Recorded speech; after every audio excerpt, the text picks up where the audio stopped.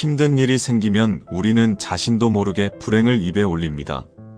하지만 불행을 자꾸 말할수록 그것이 마음속에 더 깊이 새겨진다고 했습니다. 말이 흐리면 사람도 멀어지고 말이 맑으면 사람도 모인다고 했습니다. 혹시 힘든 일을 반복해서 말하며 스스로를 더 지치게 하고 있지는 않습니까? 왜 어떤 사람은 힘든 일을 겪고도 다시 일어서고 어떤 사람은 불행 속에 더 깊이 빠져들게 될까요? 정약용 선생은 그 이유가 마음보다 먼저 나오는 말에 있다고 했습니다. 오늘은 불행을 키우는 말과 마음을 지키는 지혜에 대해 함께 살펴보겠습니다. 시작하기 전 구독과 좋아요 큰 힘이 됩니다. 감사합니다. 누군가를 오랜만에 만났을 때를 떠올려 보십시오. 반가운 마음으로 마주 앉았는데 상대방의 첫마디가 요즘 몸이 너무 안 좋아서요. 자식이 연락을 통 안 하네요. 물가가 올라서 살기가 너무 힘들어요. 그 말을 들으면서 어떤 생각이 드셨나요? 마음 한켠이 조용히 무거워지지 않으셨나요? 그리고 다음번엔 그 사람을 만나기 전에 이미 조금 피곤해지는 자신을 발견하셨을지도 모릅니다. 오늘은 말이 마음을 어떻게 만들고 불행을 자꾸 꺼내는 것이 우리 자신에게 어떤 일을 하는지에 대해 이야기해보려고 합니다. 정약용이라는 이름을 들으면 어떤 장면이 떠오르십니까? 거대한 학자, 조선 최고의 사상가, 수백 권의 책을 남긴 위인.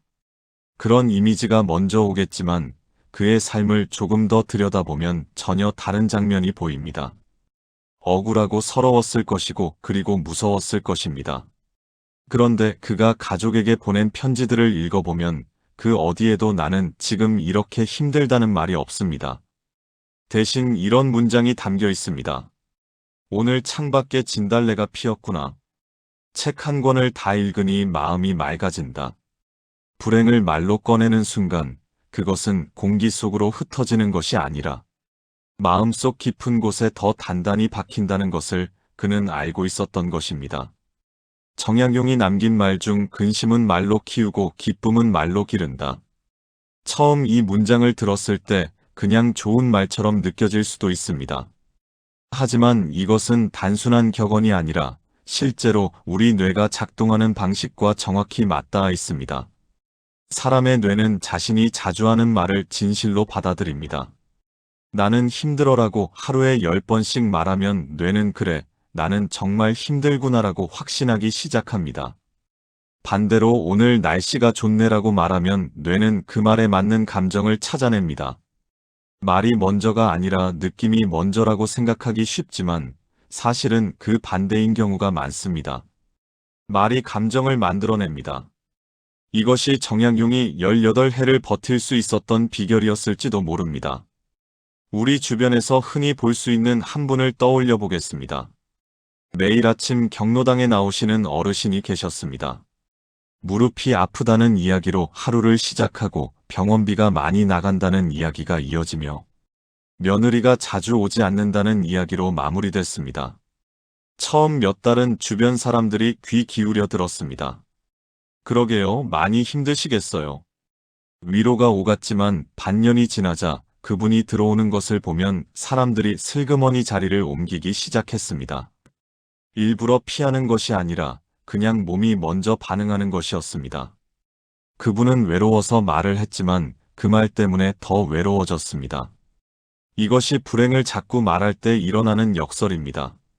명심보감의 근심을 자주 말하면 사람은 피한다는 말은 오래된 말이지만 지금도 그대로입니다. 사람은 본능적으로 무거운 감정을 피하고 싶어 합니다. 그것은 냉정한 것이 아니라 자기 자신을 지키려는 자연스러운 반응입니다. 불행한 이야기를 계속 듣다 보면 듣는 사람도 우울해지고 그래서 점점 거리를 두게 됩니다. 전화도 줄고 만남도 줄고 관계가 조용히 멀어집니다. 노년에 가장 무서운 것이 무엇이냐고 물으면 많은 분들이 건강이나 돈을 떠올리십니다. 그런데 실제로 노년의 삶을 가장 힘들게 만드는 것은 고립이라고 합니다. 그리고 그 고립을 스스로 만들어가는 경우가 적지 않습니다. 불행을 자꾸 말하는 습관이 사람들을 천천히 밀어내고 있기 때문입니다. 정약용은 또 이렇게 말했습니다. 말이 탁하면 사람도 흐르고 말이 맑으면 사람도 모인다. 탁한 말이란 불평입니다. 원망, 한탄, 후회입니다. 이런 말들은 공기를 무겁게 만듭니다. 반대로 맑은 말이란 감사입니다. 기쁨과 작은 발견 그리고 희망입니다. 같은 상황을 살면서도 어떤 말을 선택하느냐에 따라 주변의 분위기가 완전히 달라집니다. 이것은 도덕의 문제가 아니라 에너지의 문제입니다. 사람은 본능적으로 밝은 에너지 쪽으로 향합니다. 탁한 말을 하는 곳에서는 사람이 떠나고 맑은 말이 흐르는 곳에는 사람이 모입니다. 나이가 들수록 관계에서 가장 중요한 것이 무엇일까요? 화려한 경력도 재산도 아닌 가벼움입니다. 여기서 가벼움은 몸무게 이야기가 아니라 정서적인 가벼움입니다. 만날 때마다 마음이 편해지는 사람. 함께 있으면 조금 숨이 트이는 사람. 그런 사람 곁에는 자연스럽게 사람이 모입니다. 반대로 만나고 나면 어깨가 무거워지는 사람. 또 무슨 힘든 이야기가 나올까 걱정되는 사람. 그런 사람과의 약속은 자꾸 미루게 됩니다. 외로운 노년을 피하고 싶다면 가벼운 사람이 되어야 합니다. 그 첫걸음이 바로 불행을 자꾸 꺼내지 않는 것입니다. 어른의 품격이란 무엇일까요? 말을 잘하는 것이 아니라 오히려 말을 아끼는 것에서 나오는 경우가 많습니다. 특히 자신의 고통에 대해서는 더욱 그렇습니다. 힘든 일을 겪으면서도 그것을 입 밖으로 내지 않고 묵묵히 나아가는 사람. 그런 사람에게서 진짜 어른다움이 느껴집니다. 정약용은 이렇게 말했습니다. 중후하고자 하거든 말부터 삼가라. 품격은 태도에서 드러나고 태도는 말에서 시작됩니다. 당신이 어떤 말을 선택하느냐가 당신이 어떤 사람인지를 조용히 보여줍니다. 마음을 컵에 비유해서 당신의 마음이 컵이라면 당신이 하는 말은 그 안에 담기는 물입니다. 불행을 자꾸 말하면 탁한 물이 컵 가득 찹니다. 그 물을 매일 마시면 쓰고 떫고 불쾌합니다. 반대로 기쁨을 말하고 감사를 말하면 맑은 물이 담깁니다. 그 물을 마시면 상쾌합니다. 문제는 많은 분들이 스스로 탁한 물을 계속 채워 넣으면서 왜 내 마음이 이렇게 답답할까라고 묻는다는 것입니다. 물의 질을 바꾸지 않으면 마음의 상태는 나아지지 않습니다.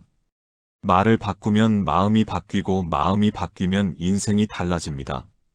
그렇다면 힘들 때는 아무 말도 하지 말라는 것일까요? 그렇지 않습니다.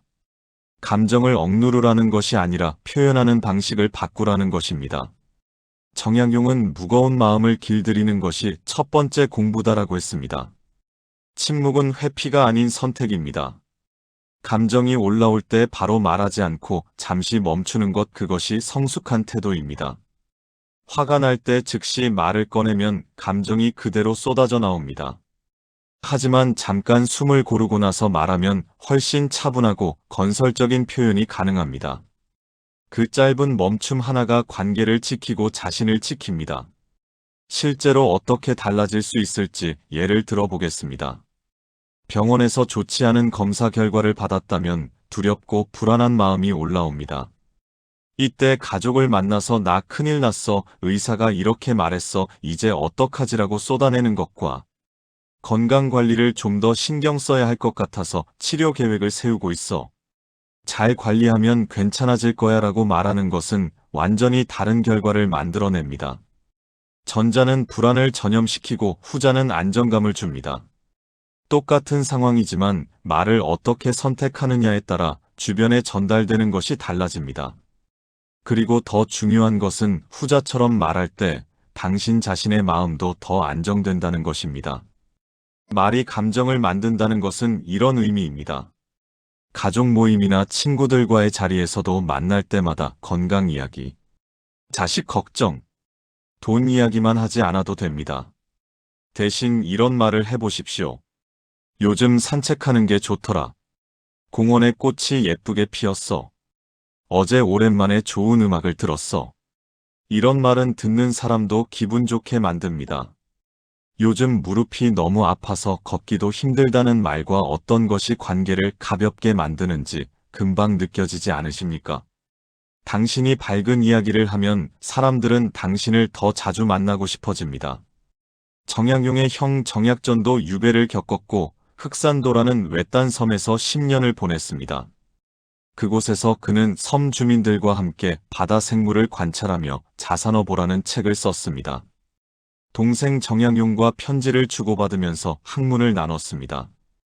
편지 어디에도 나는 너무 외롭다, 이곳 생활이 너무 고통스럽다는 말은 없었습니다. 대신 오늘 새로운 물고기를 발견했다. 주민들에게 한글을 가르치니 보람이 있다. 형제는 서로에게 불행을 전염시키지 않았습니다. 각자의 자리에서 의미를 만들어내고 그것을 나누었습니다. 이것이 진정한 성숙함이 아닐까요? 사람들은 왜 불행을 자꾸 말하게 될까요? 첫 번째는 인정받고 싶어서입니다. 나이 들어 힘든 상황에서도 버티고 있다는 것을 누군가가 알아줬으면 하는 마음입니다. 두 번째는 위로받고 싶어서 괜찮아질 거야, 힘내라는 말을 듣고 싶은 것입니다. 세 번째는 억울함을 풀고 싶어서 왜 나에게 이런 일이 생겼을까 하는 마음을 누군가와 나누고 싶은 것입니다. 이 모든 것이 자연스러운 감정이며 나쁜 것이 아닙니다. 문제는 그것을 표현하는 방식입니다. 타인에게 계속 쏟아낼 때 오히려 원하는 것을 잃게 됩니다. 인정도, 위로도, 연결도 멀어질 수 있습니다. 논어의 군자는 말이 행동보다 앞서는 것을 부끄러워한다는 말이 있습니다. 말로 불행을 늘어놓는 시간에 문제를 해결하기 위한 한 걸음을 내딛는 것이 훨씬 가치 있다는 뜻입니다. 몸이 아프면 치료를 받고 운동을 하고 자식과의 관계가 아쉬우면 먼저 전화를 해봅니다. 돈이 부족하면 지출을 살펴봅니다. 말로 불행을 키우는 대신 작게라도 움직이는 것이 낫습니다. 불행을 비교하는 습관도 있습니다. 나는 저 사람보다 더 힘들다는 것을 어딘가에서 증명하고 싶어집니다. 경로당이나 노인정에서 흔히 볼 수 있는 장면입니다. 누군가 허리가 아프다고 하면 나는 무릎도 아프고 어깨도 아파라고 받습니다. 또 다른 분이 나는 당뇨에 고혈압까지 있다고 하십니다. 이렇게 이어지면 그 자리는 점점 무거워져 웃음은 사라지고 한숨만 늘어납니다. 그 모임에 가는 것이 즐겁지 않아집니다. 장자는 우물 안개구리는 바다를 모른다라고 했습니다. 자신의 불행에만 갇혀 있으면 다른 사람들도 각자의 고통을 안고 살아간다는 것을 보지 못하게 됩니다. 불행을 비교해서 얻는 것은 없습니다. 각자의 고통은 각자만의 것입니다. 반면 어떤 모임에서는 완전히 다른 공기가 흐릅니다. 오늘 날씨 참 좋네요 라고 누군가 말하면 그러게요. 산책하기 딱 좋아요라고 화답합니다. 어제 손주가 전화했는데 목소리만 들어도 기분이 좋더라는 이야기가 오갑니다. 이런 대화가 이어지면 그 자리가 밝아지고 사람들이 그곳에 가는 것을 즐거워합니다. 같은 노인정인데 분위기가 완전히 다른 이유는 그곳에 모인 사람들이 어떤 말을 선택하느냐에 달려 있습니다. 정약용이 강진 유배지에서 쓴 편지 중에 이런 내용이 있습니다. 아침에 창문을 여니 새들이 지저긴다. 그 소리를 듣고 있으니 유배지라는 것도 잊게 된다. 그는 새 소리에서 위안을 찾았습니다. 유배지를 견딜 수 있게 해준 것은 새도 아니었고 날씨도 아니라 그의 마음이었습니다. 고통 속에서도 작은 기쁨을 발견하는 능력을 그는 잃지 않았습니다. 그리고 그것을 말로 표현했습니다. 새 소리가 좋다라고 말하는 순간 그의 마음은 실제로 밝아졌습니다. 우리도 할 수 있습니다. 오늘 아침 눈을 뜨면서 오늘도 숨을 쉬고 있구나라고 생각해 보십시오. 밥을 먹으면서 이 음식이 내 몸을 살리는구나라고 느껴보십시오. 산책을 하면서 이 공기가 나를 맑게 하는구나라고 말해 보십시오. 작은 말들이 쌓이면 하루가 달라집니다. 하루가 모이면 인생이 달라집니다. 불행을 말하지 않는다는 것이 거짓을 말하라는 뜻은 아닙니다. 아프면 아프다고 말할 수 있고 힘들면 힘들다고 할 수 있습니다. 다만 그 말을 어떻게 하느냐가 달라집니다. 너무 아파서 이제 끝인 것 같아라고 말하는 것과 좀 아프지만 치료받으면 나아질 거야 라고 말하는 것은 완전히 다른 것입니다. 전자는 절망을 퍼뜨리고 후자는 희망을 심습니다.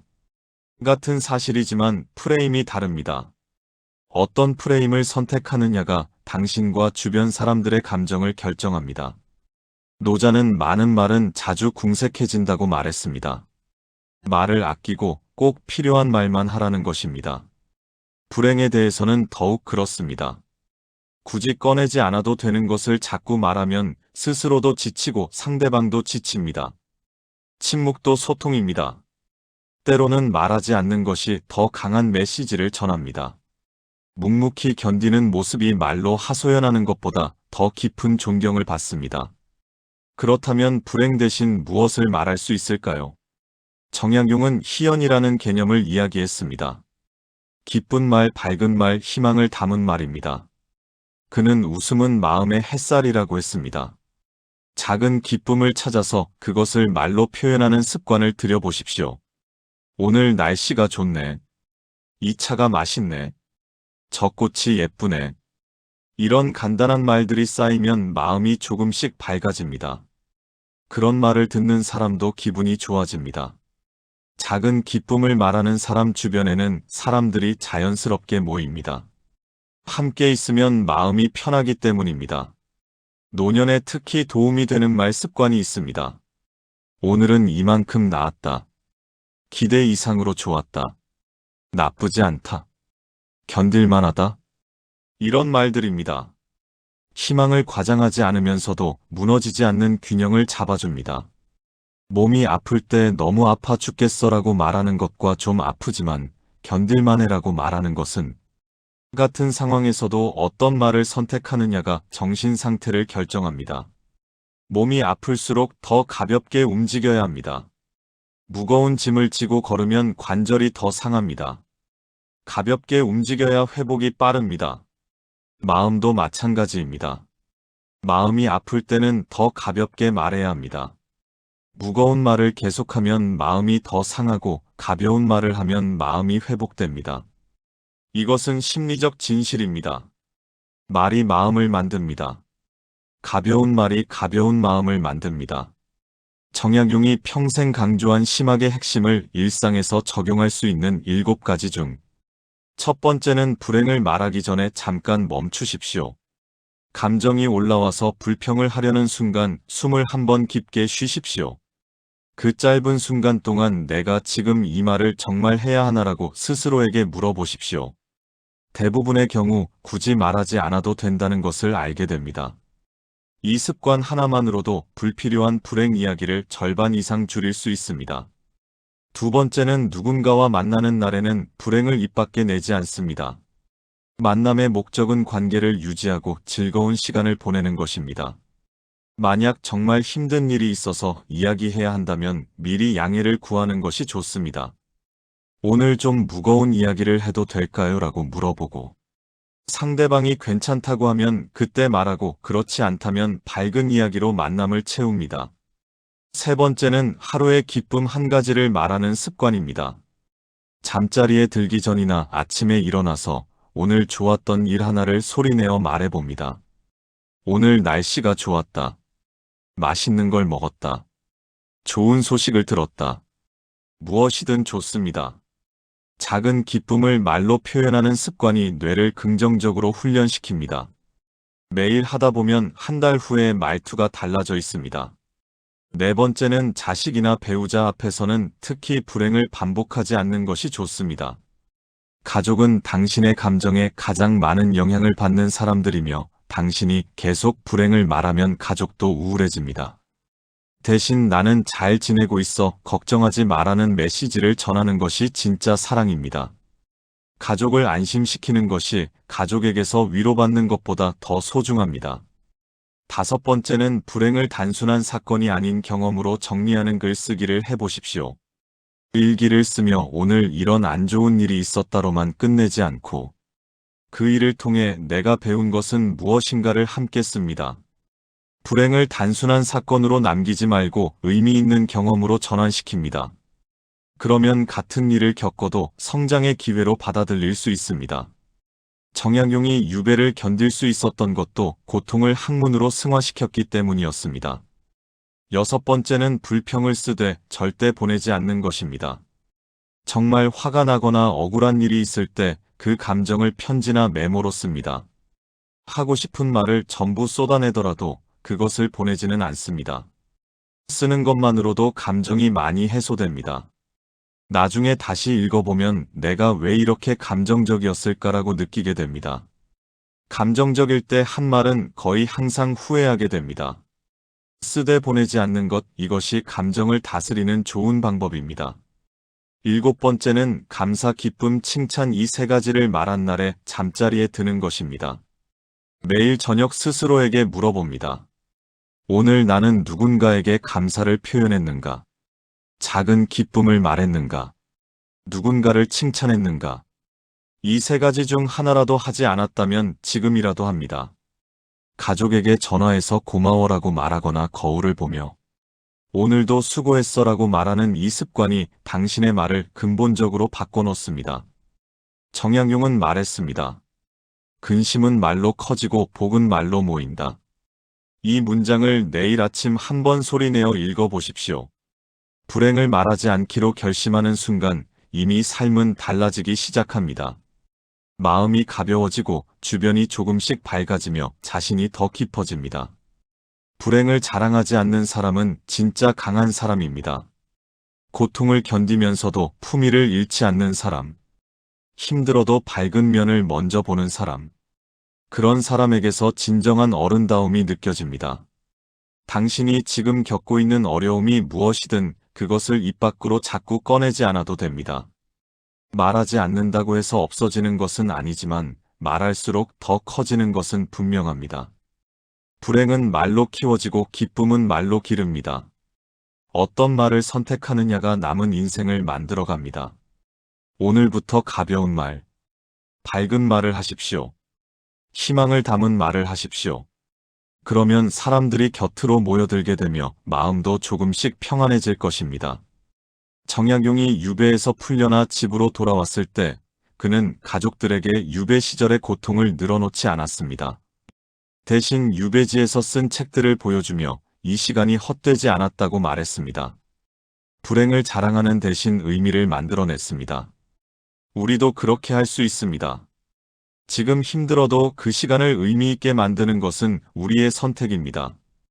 불행을 말하지 않고 견디는 것, 그것이 더 깊은 사람으로 만듭니다. 마지막으로 한 가지만 더, 감정은 느껴도 됩니다. 슬퍼도 되고, 화나도 되고, 두려워도 됩니다. 다만 그 감정을 어떻게 표현하느냐가 다릅니다. 타인에게 쏟아내는 것이 아니라 건강한 방식으로 처리하는 것, 그것이 성숙한 어른의 태도입니다. 인생에 다시 온기가 깃들기를 바랍니다. 말이 나를 살리고 침묵이 우리를 지켜주기를 바랍니다. 불행을 자랑하지 마십시오. 대신 작은 기쁨을 말하고 감사를 표현하고 희망을 나누십시오. 그것이 진정으로 자유롭게 만드는 길입니다. 오늘 이 이야기가 마음에 조금이라도 남으셨다면 그것으로 충분합니다. 살다 보면 누구에게나 힘든 날이 찾아옵니다. 하지만 불행을 자꾸 입에 올린다고 해서 삶이 가벼워지지는 않습니다. 힘든 시간을 견디고 있는 당신에게 필요한 것은 더 많은 한숨이 아니라 스스로를 살리는 따뜻한 말 한마디일지도 모릅니다.